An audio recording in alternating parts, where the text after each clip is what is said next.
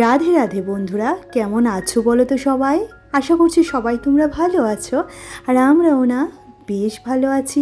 আমার আরও একটি নতুন ব্লগে আবারও তোমাদেরকে স্বাগত জানাচ্ছি। এবং আজকে আমার ব্লগের শুরুটাই হয়েছে রাধারানী এবং মাধবকে দিয়ে। অবশ্যই তোমাদের যার যার মনের যা কিছু বাসনা আছে রাধারানী, মাধব, গোপোষণা সবার কাছে বলতে পারো, কারণ একমাত্র ভগবানই আছে যার জন্য তুমি যদি একটুখানি করো না, ভগবান তোমার জন্য অনেকটাই করবে। তো সেই কারণেই আমি সারাদিন এদেরকে নিয়েই থাকি, আর আমার জীবনটা ভরে উঠেছে। সত্যি কথা বলতে কি, ভগবানের সেবা করে না অনেকটা মনে শান্তি পাওয়া যায়, আর এই শান্তি না কোথাও পাওয়া যায় না। তারপর গোপোষণা এবং সবাইকে মানে শয়ন থেকে তুলে আমি দেখো চলে এসেছি ছাদে ফুল তুলতে। আর তোমরা তো সকলেই জানো ফুল তোলার কাজটা আমার ভীষণ পছন্দের।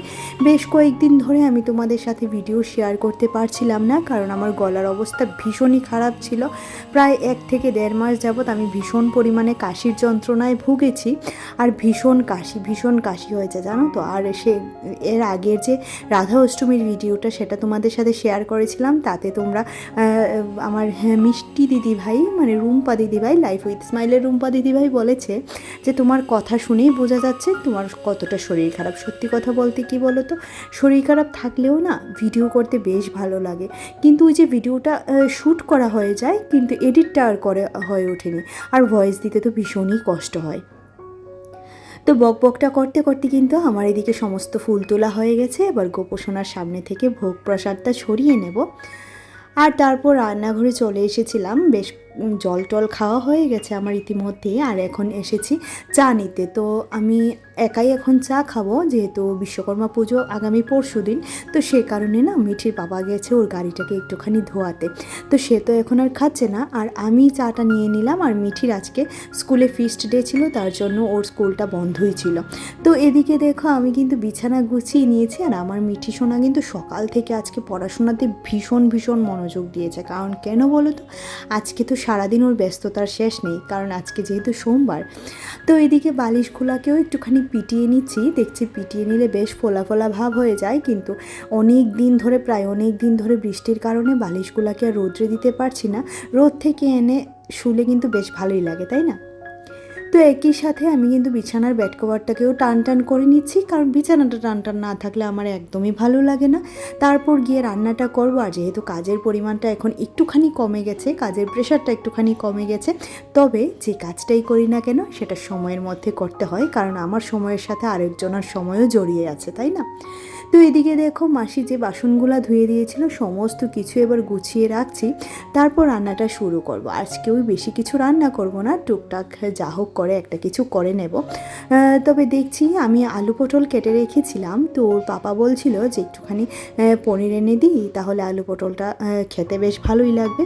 তো সেই কারণে আমি বললাম ঠিক আছে, মেয়েও যখন পনিরটা আমাদের ঘরে সকলেই ভালোবাসে, তো যেহেতু আনবে তাড়াতাড়ি একটু নিয়ে আসলে তারপর রান্নাটা করে নেবো। এদিকে আমার আলু পটল ভেজে রাখা হয়ে গেছে, আর এখানে দিয়েছিলাম কালো জিরে ফোড়ন আর জিরে আর শুকনো লঙ্কা অল্প একটুখানি দিয়েছি, আর দিয়েছিলাম আদা আর বেশ কয়েকটা কাঁচা লঙ্কা, কারণ ওই ইদানিং না শুকনো লঙ্কার গুঁড়োটা খুব বেশি খাচ্ছি না, কারণ ভীষণ পেটে জ্বালা করে শুকনো লঙ্কার গুঁড়োটা খেলে। তবে রোদ উঠলে দেখছি আমি নিজে শুকনো লঙ্কার গুঁড়ো বাড়িতে বানাবো, তো সেটা খেতে বেশ ভালো হয়। আর এদিকে তরকারিটা যখন কষে আসে তখন না ওই গরম জল কেটলিতে করে রেখেছিলাম সেটা দিয়ে দিলাম এই তরকারিটাতে। গরম জল ওই আলু জাতীয় তরকারিতে না গরম জলটা দিলে কিন্তু বেশ ভালো লাগে, তো সেই কারণে গরম জলটা দিয়ে যখন ফুটে উঠলো তখন দিয়ে দিলাম পনিরগুলি। আমি কখনোই পনির ভাজি না, ভাজা পনির আমার খেতে একদমই ভালো লাগে না, সেই কারণে পনিরটা ভাজা হয় না, কাঁচাটাই আমার বেশ ভালো লাগে। আর এদিকে কিন্তু আমার তরকারিটা রান্না হয়ে গেছে, মাছের মাথাটা বের করে রেখেছি, এটা দিয়ে ওই কাটা চচ্চড়ি করব। যে কাটা চচ্চড়িটা আমার শাশুড়ি মায়ের হাতের খাওয়া প্রথম রেসিপি আমার, মানে প্রথম নয়, মানে শ্বশুরবাড়িতে গিয়ে মাছের মাথা দিয়ে বেগুন দিয়ে তার সাথে লেবু পাতা দিয়ে যে একটা কাটা চচ্চড়ি হয় সেটা আমি জানতামই না, যেটা আমি শ্বশুরবাড়িতে গিয়ে শাশুড়ি মায়ের হাতেই প্রথম খেয়েছি। আর এটা ওদের সিগনেচার ডিশ বলতে গেলে, মানে যখনই বড় মাছের মাথা আসতো তখনই এই তরকারিটা রান্না হতো, বেশ খেতে ভালোই লাগতো। তবে আমারটাও অত স্বাদ হয় না, আমার শাশুড়ি মায়ের হাতেরটা বিশেষ করে খুবই পছন্দ আমার। ওনার হাতের মাছের মাথা দিয়ে মুলোর তরকারি, মাছের মাথা দিয়ে বাঁধাকপি এবং মাছের মাথা দিয়ে লাউ খুবই খেতে টেস্টি হয়, খুবই খেতে টেস্টি। মানে মাছের মাথার এই রেসিপিগুলি উনি ভীষণ ভালো বানান, শুটকি মাছটাও ভীষণ ভালো বানান, বেশ ভালো লাগে কিন্তু খেতে। তো তোমাদের সাথে গল্প করতে করতে এদিকে দেখো আমার রান্নাঘরটা বেশ গোছানো হয়ে গেছে। আর অনেক দিন ধরে ভিডিও করি না, তো আজকে যেমন ভিডিও করতে করতে ওই সংসারের কাজটাও একটুখানি লেট হয়ে যাচ্ছিলো। যাকে তারপরেও চেষ্টা করব আস্তে আস্তে ভিডিওটাতে কন্টিনিউ ভিডিও করার, কারণ ভিডিও না করলে না ওই ওয়াচ টাইমটা যতটুকু গেইন করেছি সবটাই একদম কমে যাচ্ছে আস্তে আস্তে। তো ওয়াচ টাইম তো অনেক কষ্ট করে গেইন করতে হয়, সেটা কমে গেলে বেশ কষ্টই লাগে। তো দেখো এদিকে আমার রান্নাঘরটা পুরো ঝকঝকে তকটকে করে নিয়েছি। রান্নার জায়গা এবং যতটুকু জায়গা আমার নোংরা হয় সমস্ত জায়গাটাই আমি পরিষ্কার করে নিয়েছি। আর বেশ আকাশে মেঘ করে এসেছে বেশ, তো কয়েকটা জামা কাপড়ও দিয়েছিলাম উপরে, সেগুলি আগে নিয়ে আসি, এসে তারপর স্নানে যাব। কারণ ওই জামা কাপড়গুলি ছাদে থাকলে দৌড়ে দৌড়ে ছাদে যেতে হয়, আর তার উপর মানে একদম কি বলবো আর বলে লাভ নেই। তো আমি মনে হয় স্নানও করে আসতে পারবো না, বৃষ্টি ছুটবে। আর এদিকে দেখো আমার গোপুসোনার দুপুরের সেবা হয়ে গেছে ইতিমধ্যে, স্নান করে আবারও তোমাদেরকে দর্শন করাচ্ছি। আর এদেরকে দেখলে না মানে আমার ভগবানের দিকে তাকিয়ে থাকলে কখন যে সময় চলে যায় সেটা আমি নিজেও বলতে পারি না। তো এখন আমার পুজো শেষ করে চলে এসেছি রান্নাঘরে, মেয়ে বলছে খিদে পেয়েছে ভাত দেওয়ার জন্য। আর এদিকে দেখো ভাত এবং আলু পটলের তরকারি এখানে অনেকটাই কম দেখতে পাচ্ছ, কারণ রান্নার সাথে সাথেই আমি গরম গরম একটুখানি তরকারি খেয়ে নিয়েছিলাম, বেশ ভালো হয়েছিল তরকারিটা। আর এই ছিল কাটা চচ্চড়ি, যেটাতে লেবু পাতা এবং বেগুন দিয়ে রান্না করা হয়েছে। যদি চাও আমি রেসিপিটা অবশ্যই তোমাদের সাথে শেয়ার করব আমি যতটুকু পারি। আর এই যে মৌরলা মাছটা একদম হালকা করে তেল মশলা কম দিয়ে রান্না করেছি। তারপর আর বিকেলে কিছুই তোমাদের সাথে শেয়ার করা হয়নি, আমি চলে গিয়েছিলাম মেয়েকে টিচারের বাড়িতে দিয়ে আসতে। ওকে টিচারের বাড়িতে দিয়ে এই যে একা রাস্তা দিয়ে হাঁটছি, একা একা হাঁটছি, তো ভাবলাম একটুখানি রাস্তার ভিডিওটা করি। তো বাড়ি যাচ্ছি এখন, মেয়েকে আজকে দিয়ে আসতে হয়েছে কারণ ওর বাবা বাড়ি গেছে, চলে আসবে একটু পরেই, কিন্তু ও টিচারের টাইমে সে আসতে পারিনি, তার জন্য আমার নিয়ে বেরোতে হয়েছে, নাহলে ওর পাপার দায়িত্বই এটা, আর ওর পাপাই এই কাজগুলি করে। তো চলো এখন ঘরে যাই, ঘরে গিয়ে দেখছি ও কিছু গ্রসারি এনেছে, গ্রসারিগুলো গোছাতে হবে। আর আমার মেয়ের বায়না আগামীকাল ও স্কুলে মোমোজ নিয়ে যাবে, তো সেই কারণে ওর জন্য মোমো বানাতে হবে। তো এদিকে দেখো আমি কিন্তু হাঁটতে হাঁটতে বেশ অনেকটাই চলে এসেছি। আর রাস্তা থেকে আমাদের বাড়িটা কিন্তু অনেকটাই দূরে। তো এদিকে দেখো কী কী এনেছে তোমাদের সাথে একটুখানি শেয়ার করছি। এই যে বিস্কিট, তারপর নুন এনেছিল, তারপর তেল এনেছিল, আর 2 রকমের ডাল এনেছিল। তো কী ডাল এনেছে বলো তো, ওই হলুদ কালারের ডালটা দেখে তোমাদের অনেকের মনে হচ্ছে ছোলার ডাল, এটা ছোলার ডাল নয়, এটা হচ্ছে খেসারি ডাল, যেটা খেতে বড়া ভেজে খেতে আমার ভীষণ ভীষণ ভালো লাগে, খেসারি ডালের বড়া। আর এই বড়াটাই না আমার মনে হয় সব ধরনের ডালের থেকে খেসারি ডালের বড়াটা বেশ ভালো লাগে।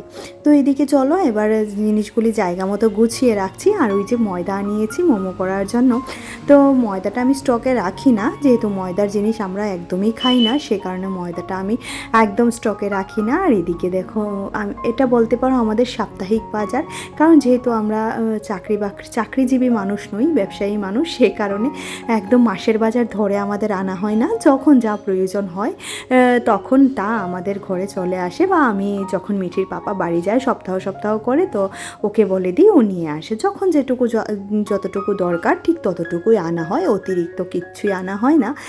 তো সেই কারণে মাসকাবারি বাজারটা আমি কখনোই তোমাদের সাথে শেয়ার করতে পারি না, কারণ মাসের বাজারটা আমাদের সেরকমভাবে করাই হয় না। তো চলো সমস্ত কিছু গুছিয়ে নিলাম, এই যে খেসারির ডালগুলোও গুছিয়ে নিলাম। তো দেখছি আগামীকাল বা তার পরের দিন বড়া করার ইচ্ছে আছে, একই সাথে লবণটাও গুছিয়ে নিলাম।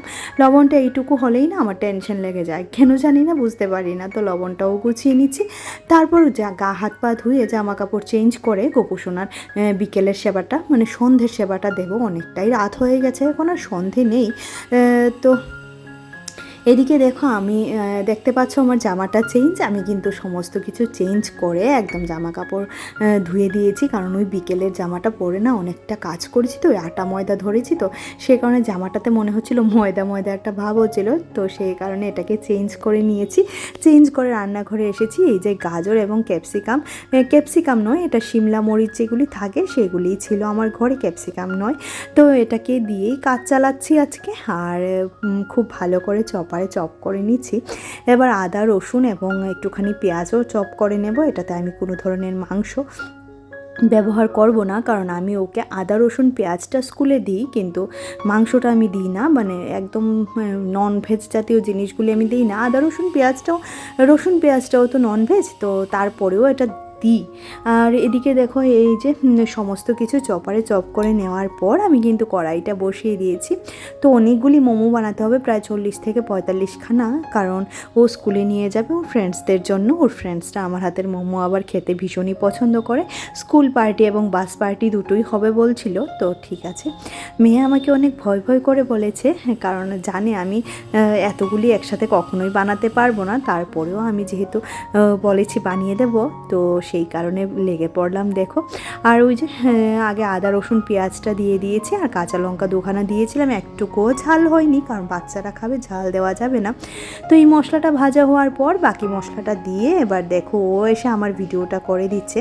আর এদিকে দেখো আমি মোমোটা যেরকম শেপ পারছি সেরকম শেপ করছি। আমি প্রফেশনাল মোমো বানাই না, সে কারণে শেপটা এক এক রকম হয়ে গেছে।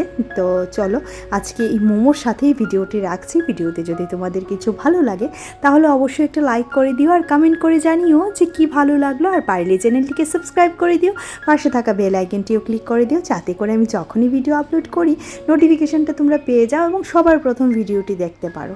তো চলো আজকের মতো টাটা, সবাই ভালো থেকো, সুস্থ থেকো, এটাই রাধারানীর কাছে প্রার্থনা। তো চলো আজকের মতো টাটা।